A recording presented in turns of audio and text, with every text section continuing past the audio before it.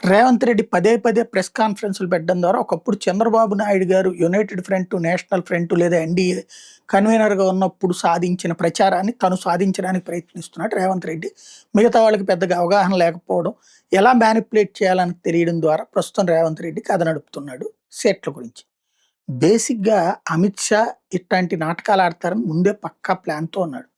Already అన్ని పార్టీల వాళ్ళతో గత 6 నెలల నుండి సంప్రదింపులు జరుపుతూనే ఉన్నాడు. వాళ్ళల్లో దక్షిణాది రాష్ట్రాలు వాస్తవంగా ఇప్పుడు ఆంధ్రాలో 9 పార్లమెంట్ సీట్లు తగ్గాలి యాజ్ పర్ జనాభా లెక్కలు చూస్తే గనక. తెలంగాణకి దాదాపుగా 4 పార్లమెంట్ సీట్లు తగ్గాలి యాజ్ పర్ జనాభా లెక్కలు చూస్తే. అసెంబ్లీ సీట్లు ఒక 20కి మించి పెరిగే పరిస్థితి లేదు. ఆంధ్రప్రదేశ్‌లో అయినా అదే పరిస్థితి.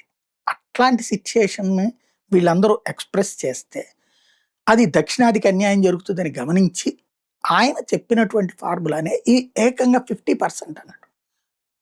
అలాగే ఎంపీ సెట్‌లో ఉన్న అనుమానాన్ని కూడా ఆయన తొలగించారు. కొంతమంది ప్రత్యర్థి పార్టీలు ఇప్పుడు ఫర్ ఎగ్జాంపుల్ ఇక్కడ తెలుగుదేశానికి వైసీపీ ప్రత్యర్థి, అక్కడ టీఆర్ఎస్ ప్రత్యర్థి. వాళ్ళకి కూడా ఎక్స్‌ప్లెయిన్ చేసేసారు ఆయన. ఏమని? ఇష్టం వచ్చినట్టు ఎంపీ సీట్లు మార్చుకోవడానికి ఉండదు. ఆ జనాభా లెక్కల ప్రకారం ఎస్సీ సీట్లేంటి? టాప్ 3. ఎస్టీ సీట్లేంటి? టాప్ 3. మహిళల సీట్లేంటి? టాప్ 3. ఈటిట్లో లాటరీ తీసుకుని ఒకటి. ఇది ప్రభుత్వం, రాష్ట్ర ప్రభుత్వం చేయం. అది కేంద్ర ప్రభుత్వమే చేస్తుంది. దీంతో చాలా పార్టీలు, ప్రతిపక్ష పార్టీలు కూడా, రాష్ట్రాల్లో ఉన్న ప్రతిపక్ష పార్టీలు కూడా ఒప్పుకున్నాయి. అయితే అసెంబ్లీ సీట్లు మాత్రం రాష్ట్రాల చేతికే, అంకె మాత్రం మనం డిసైడ్ చేస్తా ఉన్నారు. దానికి కూడా ఒప్పుకున్నాం. 100కి 80% ముందుగానే ఇన్ఫర్మేషన్ ఇచ్చేశారు. దానికి వీళ్ళందరూ కూడా ఓకే. అందుకనినే ఇప్పుడు ఏదో రేవంత్‌కి మళ్ళీ పబ్లిసిటీ వెళ్ళిపోతుందని స్టాలిన్ 2 ముక్కలు మాట్లాడడం, లేదా ఐఎన్‌డీఏ కూటమి తరపున వ్యతిరేకించాలి కాబట్టి వ్యతిరేకించడం తప్పించి 850 పార్లమెంటు సీట్లు, అందులో కేంద్ర పాలిత ప్రాంతాలకు దాదాపుగా 35. ఇప్పుడు రేవంత్ చెప్పినట్టు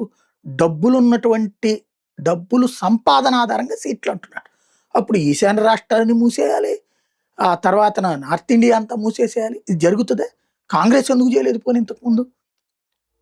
అసలు 40 ఏళ్ల నుంచి నియోజకవర్గాల పునర్విభజన చేయకపోవడం ఏంటి? పార్లమెంట్ నియోజకవర్గాలు అంతకంటే అసమర్థ పార్టీ ఇంకేదన్నా ఉంటుందా? ఆళ్ళొచ్చి సొల్లు చెప్తున్నారు.